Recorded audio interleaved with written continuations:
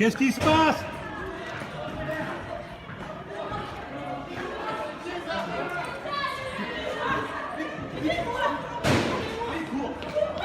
Qu'est-ce qui se passe?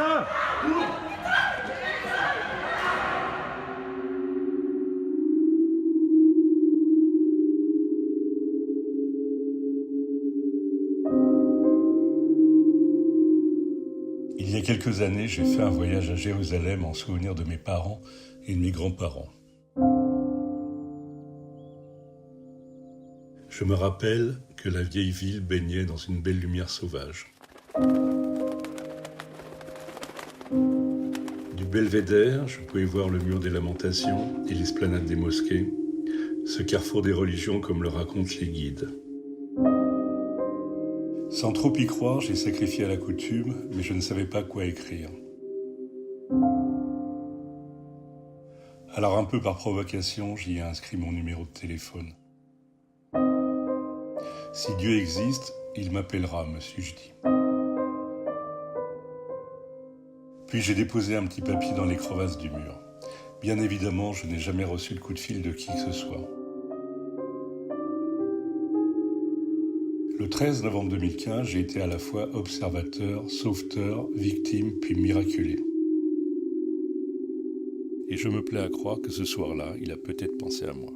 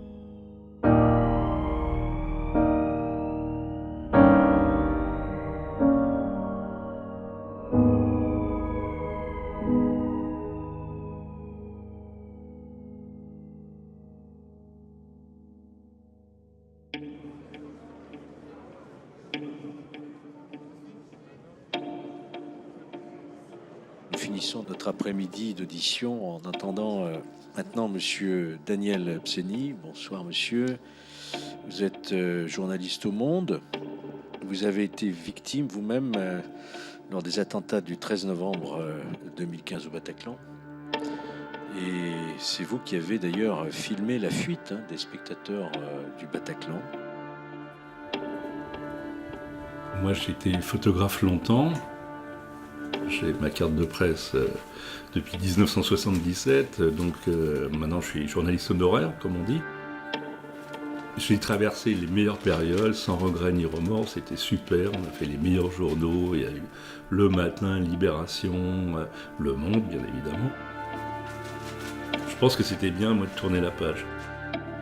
Alors, ça se tombait avec cet événement absolument tragique, mais en tout cas, il y a une concordance des temps et qui m'a poussé à tout ça. Le 13 novembre 2015, c'est un hasard. Je rentre dans l'histoire par hasard.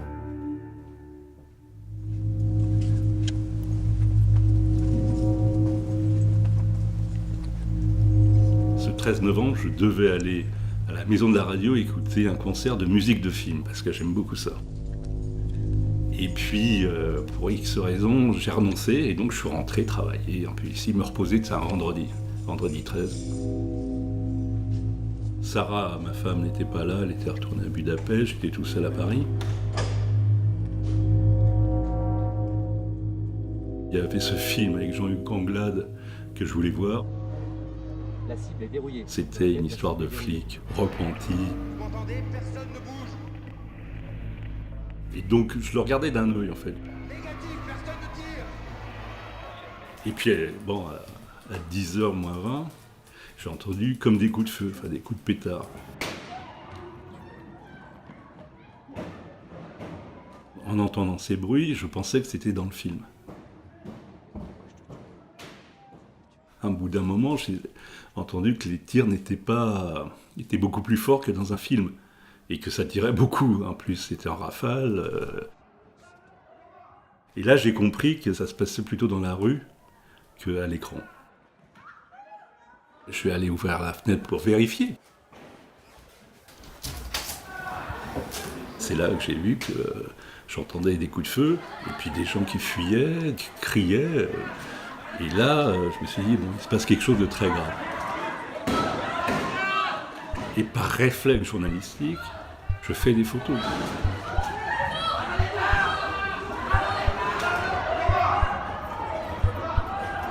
Au départ, je pense que c'est un règlement de compte dans le Bataclan. Qu'un mec a sorti un pistolet, a commencé à tirer, et que bon, tout le monde a fui, bien évidemment, de panique. Bon, en voyant que c'est ça, je téléphone au journal, et en fait, j'avais que le numéro de Benoît Hopquin, un des rédacteurs en chef du Monde, et je lui dis, écoute, là, je suis chez moi, il se passe quelque chose de très grave au Bataclan. Et c'est là où il me dit qu'il y a eu déjà plusieurs fusillades dans Paris. Je me suis dit, je filme, là. Qu'est-ce qui se passe? Qu'est-ce qui se passe?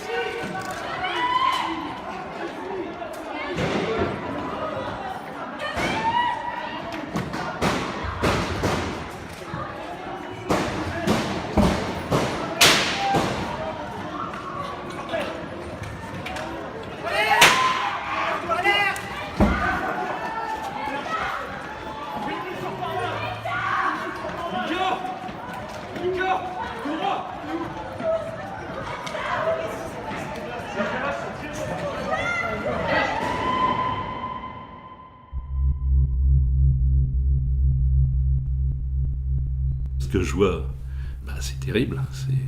Moi, j'ai jamais vu ça. C'était la première fois que je voyais ça.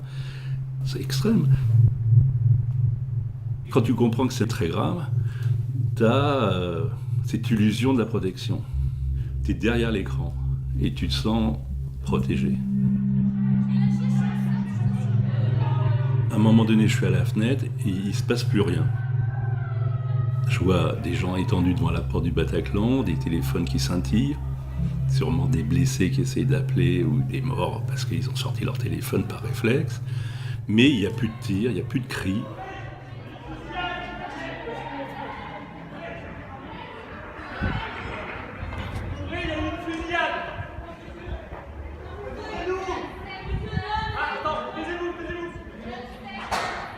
Même si je ne sais pas ce qui se passe à l'intérieur, indirectement, il y a de la résistance. Il y a des mecs que je vois qui se font tuer.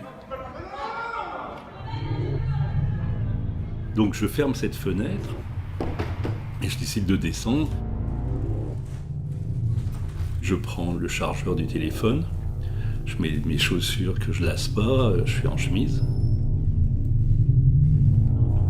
Tu vas jusqu'au bout de ta démarche, mais tu n'y penses pas, ça. C'est que tu vas aider les gens qui sont dans la pire des situations, c'est-à-dire qu'ils soient blessés, agonisants. Ça paraît évident pour moi. Et là, prudemment, j'ouvre la porte, je me penche un peu pour voir.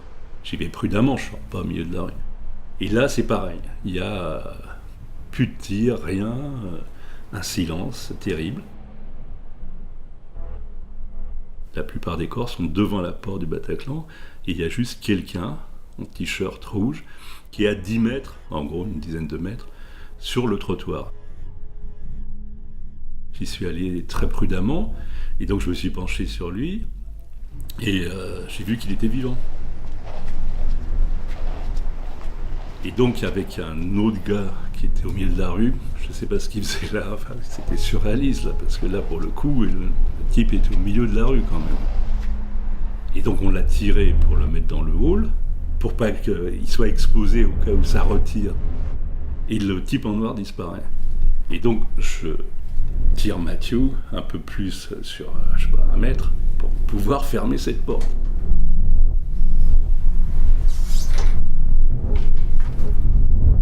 Comme c'est calme, je rappelle Benoît pour lui expliquer voilà ce qui se passe, que j'ai sous les yeux. une dizaine de corps, enfin, des gens qui ont fui par la porte par dizaines, voire centaines, mais il y a des morts, je lui dis. Et là, une grosse brûlure sur le bras. Mais le téléphone tombe par terre dans le hall. Je ne sais pas pourquoi, je perds mes chaussures, et je comprends que là, j'ai pris une balle. Et bon, le sang qui pisse, je suis conscient, mais quand même, comme quand on a pris sûrement un coup de poing, enfin quelque chose, on est secoué. Et je dis, bon, si je tombe, je suis mort. Si je reste debout, c'est que je suis vivant.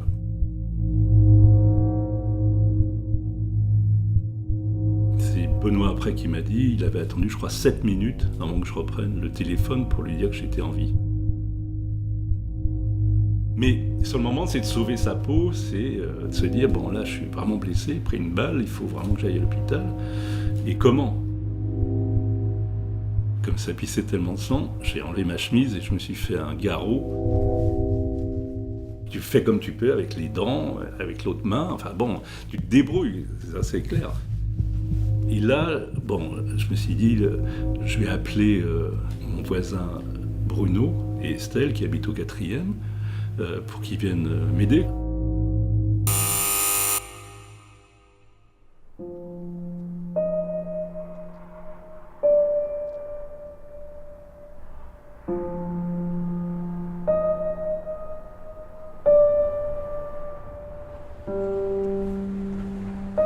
On s'est fait la promesse qu'on serait parti avant la date anniversaire. T'as juste envie de passer à autre chose. Que ta vie ne tourne pas que autour de ça. Bruno avait vraiment beaucoup de mal. Il me disait qu'il n'en pouvait plus de ce passage. Je crois qu'aujourd'hui encore, quand on y retourne, il préfère éviter. Il revoit des choses que moi je vois pas. J'ai pas vu de mort de près, j'ai pas vu des images qui lui l'ont choqué. L'image qui me hante le plus, c'est un homme qui court et l'arrière de sa tête qui éclate. Pendant les premières semaines, à chaque fois que je passais dans la rue, je revoyais ça. Mais ici, j'en ai parlé à personne. Et je pense que c'est ce que je voulais en fait, c'est ce que je cherchais en déménageant à l'étranger. J'oublierai jamais, mais c'est en train de passer du traumatisme au souvenir.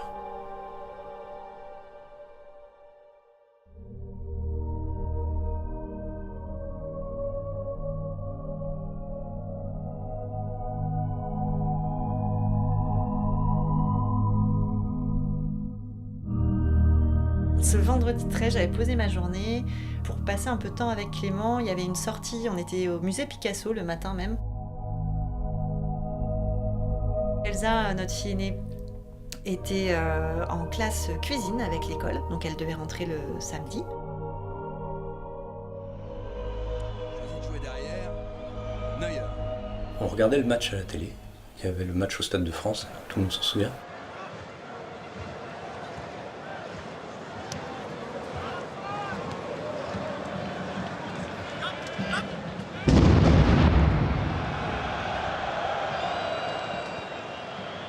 Et là, déflagration pendant le match de foot, enfin explosion. Neuer.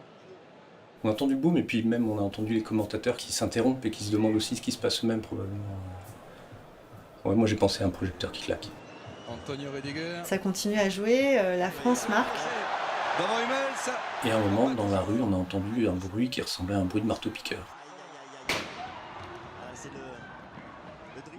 Et puis très vite derrière, on a entendu des cris, des gens qui hurlaient. Donc on s'est précipité à la fenêtre, on a regardé ce qui se passait.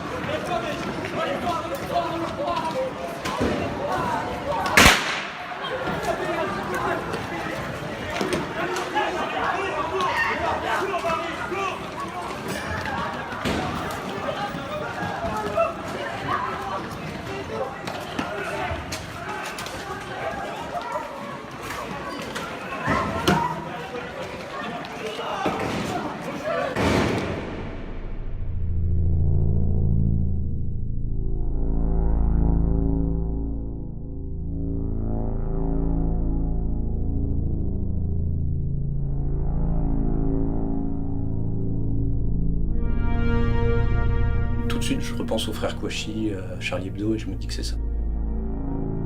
Et Charlie Hebdo, c'est 3 rues plus loin. On comprend que c'est un attentat.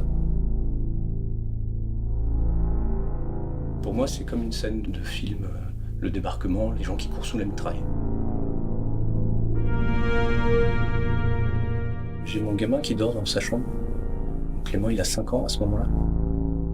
Je veux pas qu'il voit ça. Donc moi j'appelle le commissariat qui me répond Madame, on peut pas vous aider. Et donc là je dis non mais il y a des tirs là au Bataclan. Madame, il y a des tirs partout dans Paris. Et là il y a des tirs au Bataclan. Au Bataclan, vous êtes sûre? Je dis mais oui, j'habite au-dessus, je les vois là, les gens sont en train de courir dans la rue et là je l'entends dire ça tire au Bataclan. Donc je raccroche me disant en fait ils sont pas au courant. On n'a aucune idée de l'ampleur de ce que c'est. Tout de suite, il y a mon téléphone qui sonne. Et c'est Véronique, la voisine du dessous, qui m'a dit « Je sais pas ce qui se passe, est-ce que je peux monter chez vous ?» Alors j'attends que Véronique monte. Et donc pendant ce temps, on est figé devant la télé, il y a des bandeaux qui défilent en bas de l'écran, qui annoncent des attentats. Je suis tétanisé. Je suis debout, immobile, je sais pas ce qui se passe. Je suis un morceau de bois à ce moment-là.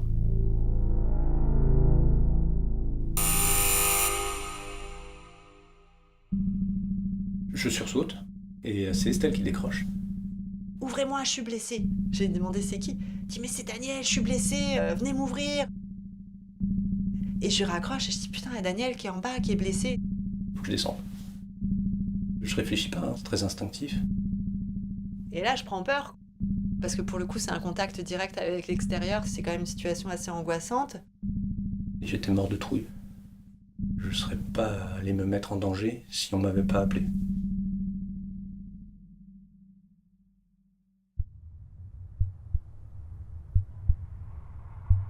Quand j'arrive en bas, je vois donc Daniel qui est debout, qui se tient le bras, et à ses pieds, un homme qui est face contre terre, et qui est dans un bain de sang, vraiment, il y a du sang partout.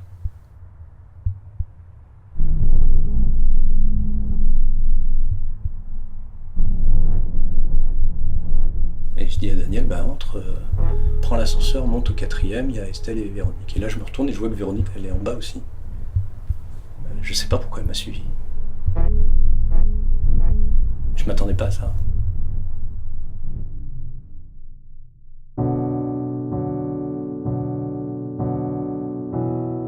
Dans le passage, moi j'y étais depuis environ 15 ans.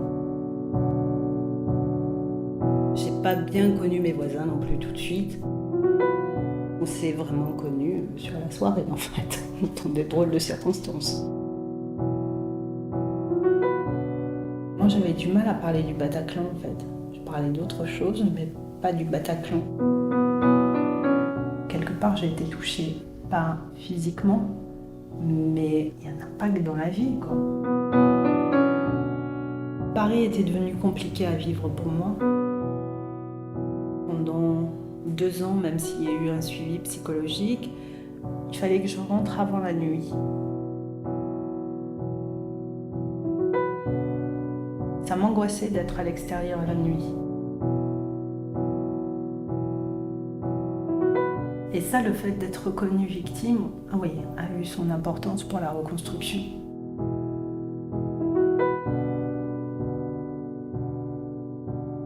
Je n'étais pas censée du tout être là.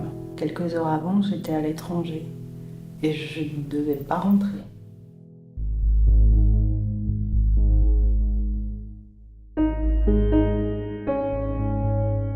Moi, ça faisait 2 mois et demi que j'étais en tournage au Maroc. Et sur une série pour la télé qui traitait de géopolitique et d'espionnage industriel. On a eu beaucoup de faux sang sur cette série, beaucoup de maquillage, d'effets spéciaux, de gens blessés.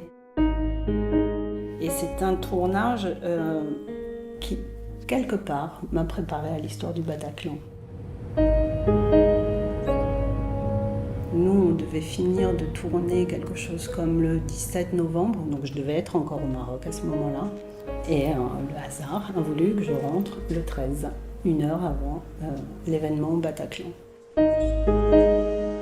Et c'était très étonnant parce que voilà, après j'arrive au Bataclan et je revois exactement la même chose et là c'est plus du faux. Il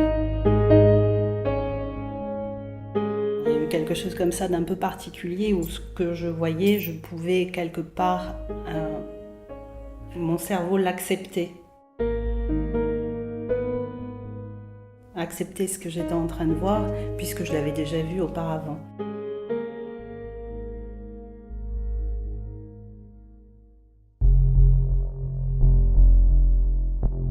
Quand je suis arrivée à la maison, il était quoi, 20h, 20h30. J'étais sur mon lit, je me suis dit bon, je vais m'endormir et puis je profiterai pleinement de mon arrivée demain. Là, je suis fatiguée, je vais dormir. Et puis j'ai commencé à entendre un bruit dans la rue comme on peut l'entendre régulièrement. Je me disais c'est bizarre cette sortie de concert, c'est pas tout à fait comme d'habitude. Je me suis levée, je suis allée au niveau de la cuisine pour regarder ce qui se passait dans la rue. Là, j'ai commencé à entendre crier.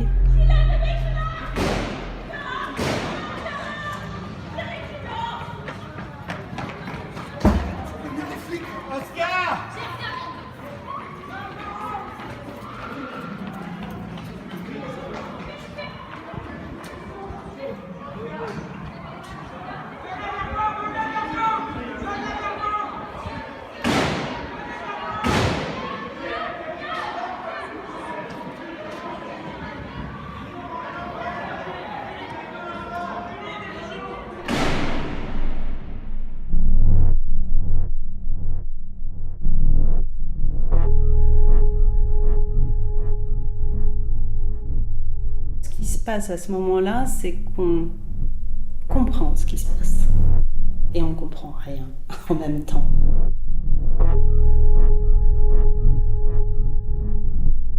Moi, je me suis retrouvée recroquevillée en protection parce que, ne sachant pas ce qui se passait vraiment dehors à l'extérieur, je me suis retrouvée comme ça à me protéger et j'ai entendu la voix de Bruno en haut et donc je l'ai appelé. Du moment où moi je me suis mis dans l'action avec Bruno quand on est descendu, à partir moi de ce moment-là, la sensation que j'ai eue, c'était plus moi quoi. On sent que la réflexion se focalise que sur une chose, aider ceux qui souffrent.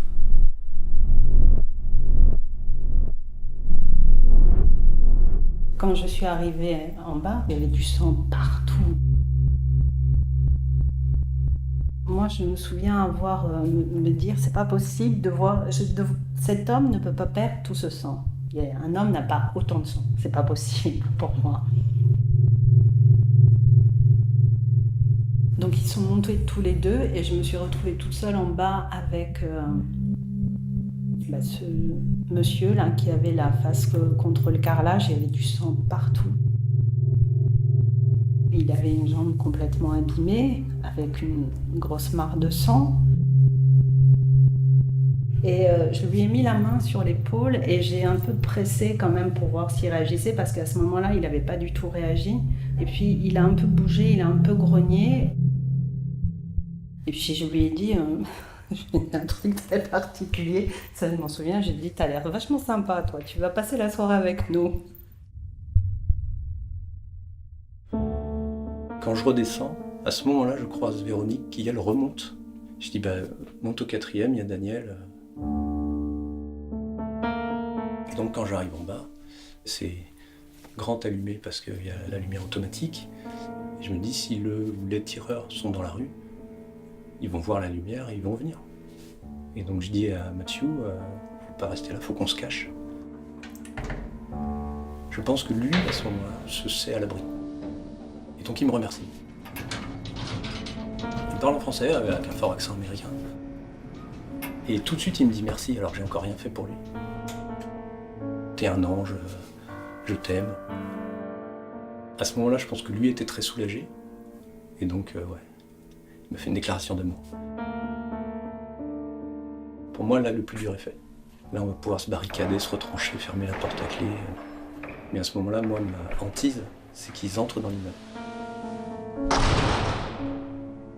Nous, on on essaye d'appeler les pompiers, on essaye d'appeler le SAMU, on rappelle les commissariats, ils prennent l'adresse, ils prennent nos noms, ils disent qu'on est passage Saint-Pierre-Amelot, 14. Ils nous disent mais on ne sait pas si on peut arriver jusqu'à vous, tenez bon. Daniel est super agité.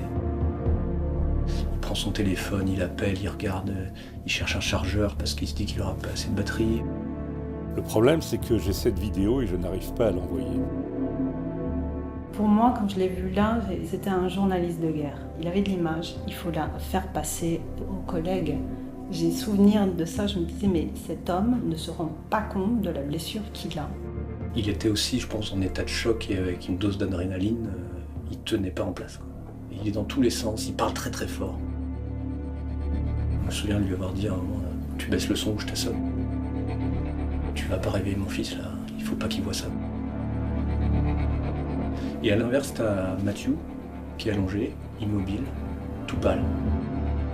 On est moins inquiet par l'aspect de la blessure de Daniel que celui de Mathieu qui a vomi. La blessure a l'air assez moche, quoi. Tu te demandes l'os, le truc, enfin, c'est moche. Notre idée, c'était de le faire parler. Donc on apprend qu'il bosse chez Google, qu'il est américain, que le 11 septembre, il nous raconte qu'il était déjà à New York. Et je pensais qu'il délirait en fait. Je me suis dit, c'est pas possible, il peut pas vivre 2 attentats dans sa vie.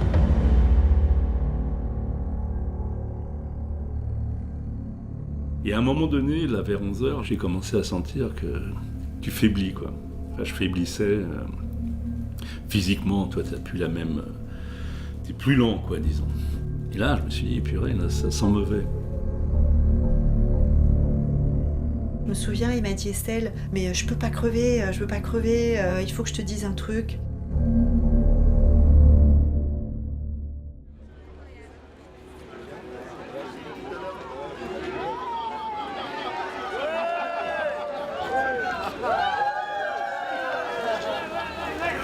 Lorsque j'étais allongé par terre, ce qui me désespérait aussi, c'est que 3 semaines plus tôt, je m'étais marié avec Sarah.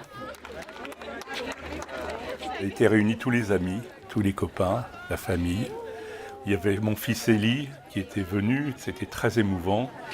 Et je me disais, mais comment je vais faire? Je me suis marié et je vais mourir.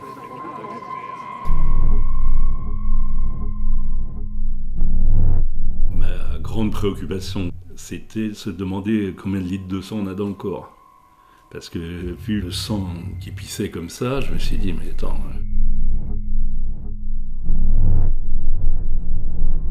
Si j'avais su que c'était que 6 litres, j'aurais paniqué. Parce que 6 litres, ça part vite, quoi. Donc moi, j'ai voulu passer mon pouce et lui faire un point de compression sous l'aisselle, en fait. Et quand j'ai mis mes 2 pouces, je me souviens, sous son bras, et j'ai senti mes doigts rentrer dans sa blessure à l'arrière. Et ça, c'est une sensation qui me reste vraiment très fort, de sentir les chairs et la chaleur du sang. Tu te dis que tu vas mourir. Et qu'est-ce qu'il faut faire avant de mourir? Et contrairement à ce qu'on dit, tu ne vas pas redéfiler ta vie. Et en plus, je me dis, putain, là, pour Mathieu, c'est cuit, quoi, parce que lui, dans l'état où il est, il va jamais s'en sortir.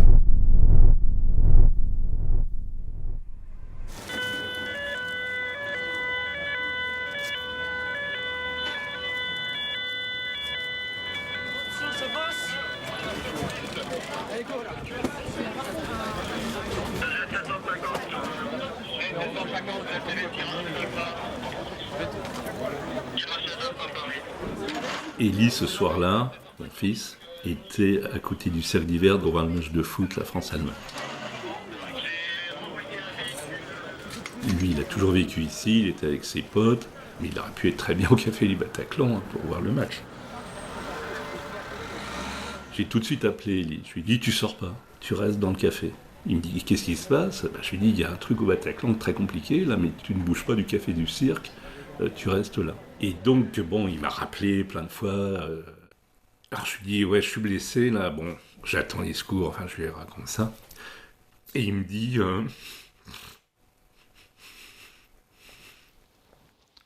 Papa, pars pas.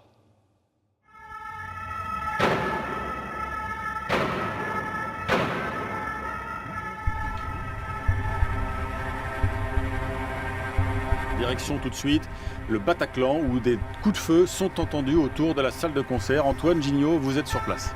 Oui, des rafales de Kalachnikov et 2 énormes détonations il y a quelques minutes, semblables à des explosions de grenades. Ça s'est passé à quelques dizaines de mètres d'ici. En parallèle, vous entendez derrière moi encore quelques détonations, notamment dans les rues qui sont à l'arrière du Bataclan, dans la direction du cirque d'hiver. À un moment donné, c'était juste à minuit, donc ça faisait quand même 2 heures qu'on était là-haut. Là, il y a eu l'assaut, enfin on a entendu, les volets étaient fermés, mais on ne voyait pas. On a entendu le bruit, et là, les murs tremblaient. C'était des tirs, enfin des bruits de calage, de tout, enfin ça pétait de tous les côtés.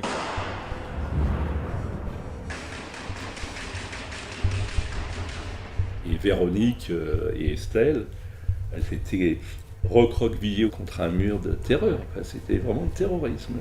Tu voyais ce que c'était le terrorisme. La traduction du terrorisme était terrorisé.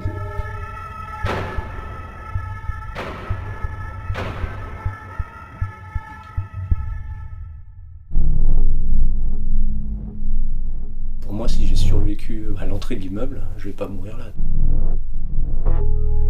On sait que les policiers sont là, on entend les sirènes, on entend les explosions, et puis à un moment, plus rien. Donc on attend un peu, et à un moment, je rouvre la fenêtre, et là, je vois un cordon de policiers. Et donc là, je les appelle. Et donc pour me voir, ils me braquent. Donc là, je suis comme un con, les mains en l'air. Et je leur dis, on a des blessés ici dans l'appartement.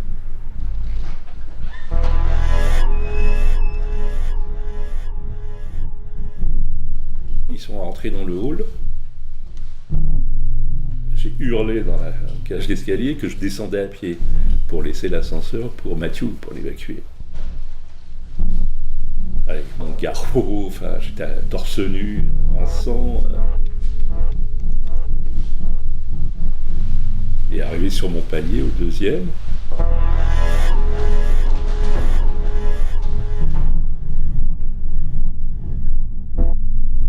Et je lui dis, attendez, là je suis blessé.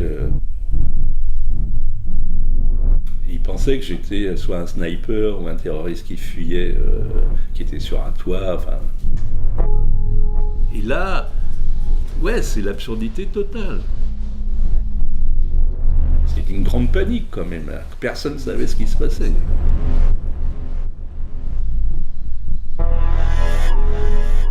le flic en civil, il m'a laissé passer. Et heureusement, parce que je ne sais pas comment ça se serait passé. Et moi là...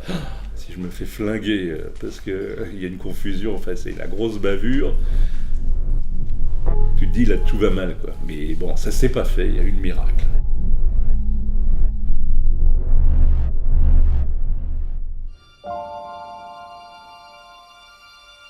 À ce moment-là, je suis sorti de l'enfer. Mon destin m'appartient plus, enfin d'une certaine manière. Bon là je suis entre les mains des médecins, ils me précisent simplement que j'ai tous les nerfs brûlés, que ça a fait un effet blast dans mon bras. Et puis quand j'ai été un peu plus réveillé, je sortais un peu de l'anesthésie, je dis Mathieu, qu'est-ce qu'il est devenu quand même? Parce que j'avais pas de nouvelles, je savais pas du tout ce qu'il était devenu. Le destin fait qu'il était à 2 chambres, enfin on était à côté, quoi. Et là on s'est retrouvés, je suis allé le voir, parce que moi je pouvais marcher.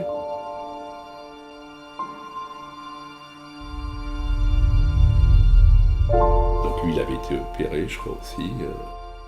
Et donc on s'est un peu raconté, ce qu'on ne connaissait absolument pas. Il m'a raconté comment il s'est extirpé de la salle, parce qu'il avait un tas de gens sur son dos, enfin au-dessus de lui il était blessé.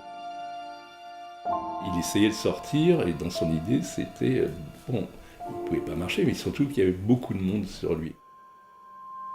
Sur la porte de secours, il y a un petit renfoncement et donc tu peux t'accrocher. Et donc il a mis ses doigts visiblement accrochés et par la force du désespoir, il a tiré malgré les mecs qui étaient sur lui. Il s'est déchiré tous les muscles du dos tellement il a tiré et il a réussi à s'extirper de ça. Il a roulé sur le trottoir d'en face, pour pas être dans la masse, Et donc il s'est retrouvé où moi je l'ai pris.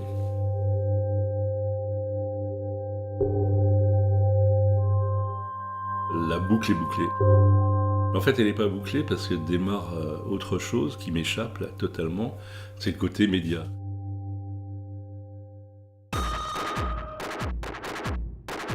Et là, ça s'emballe beaucoup. Dans cet emballement médiatique, tu as toutes les télés, tous les journaux, du monde entier. Et là, il y a un engrenage qui se met en place qui est très très dur à gérer. Moi, j'ai toujours travaillé dans l'ombre. Et là, tu rentres dans la lumière avec un cirque médiatique. Je me suis dit, de toute façon, le film servira comme un document de preuve. Et puis, peut-être pas, mais en tout cas, voilà, ça sera une des... il se passe quelque chose, et en tant que journaliste, on témoigne. Les réseaux sociaux, les chaînes info, les précipitations, cette immédiateté, c'est quand même très violent. Tout le sentiment complotiste, enfin tout est arrivé avec les insultes, jusqu'à démontrer le lendemain que les images étaient fausses. Alors est-ce qu'il fallait diffuser ou pas ces images? C'est une question aussi. Je pense que oui, parce que c'est un témoignage chez les faits. Là c'est dur comme image, mais c'est une réalité, on ne peut pas la nier. C'est la preuve par l'image aussi, c'est-à-dire que les témoignages c'est fragile. Si je n'avais pas eu les images, j'aurais raconté que les gens tombaient les uns après les autres avec des coups de feu. Et surtout qu'il y avait une femme enceinte accrochée à la fenêtre qui était prête à tomber. On aurait légitimement mis en doute mon témoignage. Bon, les images, voilà, ça se passe de commentaires. Même s'il y a eu des dérives autour de cette vidéo, la réalité des faits, comme on dit, les faits sont têtus, voilà ce qui s'est passé.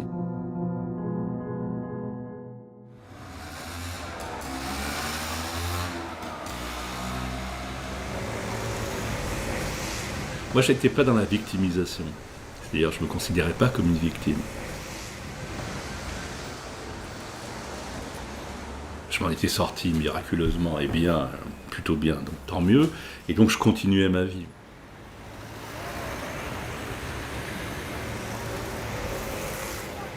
Ma vie de 20 ans à 62 ans, c'est ma vie ici. Donc, c'est quelque chose d'important, c'est plein de souvenirs, des très bons souvenirs, des souvenirs très cruels, très durs.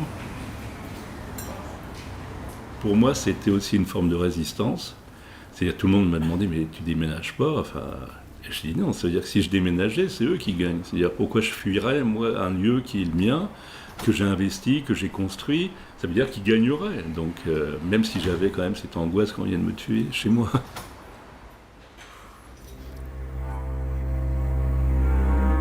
Et moi, mon angoisse, qui remontait souvent, c'était qu'effectivement j'ouvre la porte de chez moi et qu'il y a un tueur qui me tue. Et ça m'a poursuivi assez longuement. C'était difficile, mais c'était au fait de tout ce que j'avais pu accumuler pendant cette soirée, du voisin qui pensait qu'il y avait un tueur qui allait venir dans le hall et nous abattre. Et donc ça a dû travailler et tout ça. Et effectivement, il y a eu ce traumatisme qui n'existe plus maintenant, mais qui était je vais me faire tuer. J'ai tous les nerfs qui sont brûlés. J'ai 2 doigts que je sens plus. Ça fait mal, quoi. Ça pique, comme si tu étais en permanence piqué par des milliers d'aiguilles dans les 2 doigts. Et les muscles qui s'atrophient. Ce qui est un peu embêtant parce que moi j'aimais bien jouer de la guitare et je peux plus en jouer.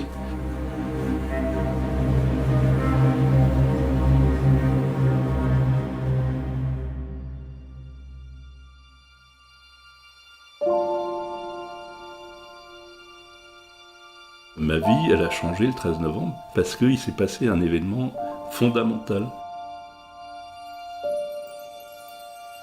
Et je quitte ici, non pas à cause du 13 novembre. Le 13 novembre fait partie de mon appartement, dans la tragédie où il y a eu quand même des grands bonheurs. C'est une vie, tout le monde vit aussi avec ses hauts et ses bas et ses choses belles et moins belles.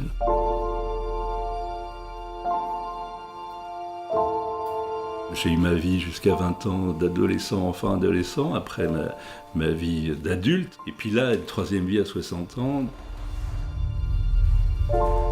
Je me suis remarié, j'ai un enfant. Quelle chance! Il y a des traumatismes, bien évidemment, mais quelle chance! Je m'en sors pas trop mal.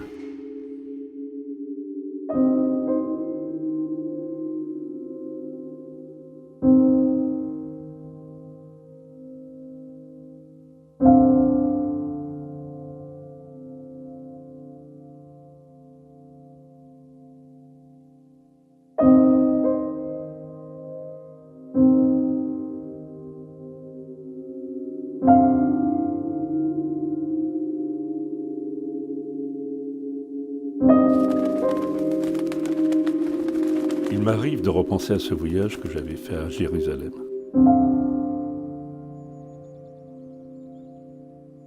J'avais sacrifié à la coutume en déposant un mot sur lequel j'avais inscrit mon numéro de téléphone portable. Si Dieu existe, il m'appellera, m'étais-je dit. Bien évidemment, il ne m'a jamais appelé. Mais je me plais à penser que ce 13 novembre 2015, à 22h01, lorsque la mort m'a frôlé, il m'a finalement répondu.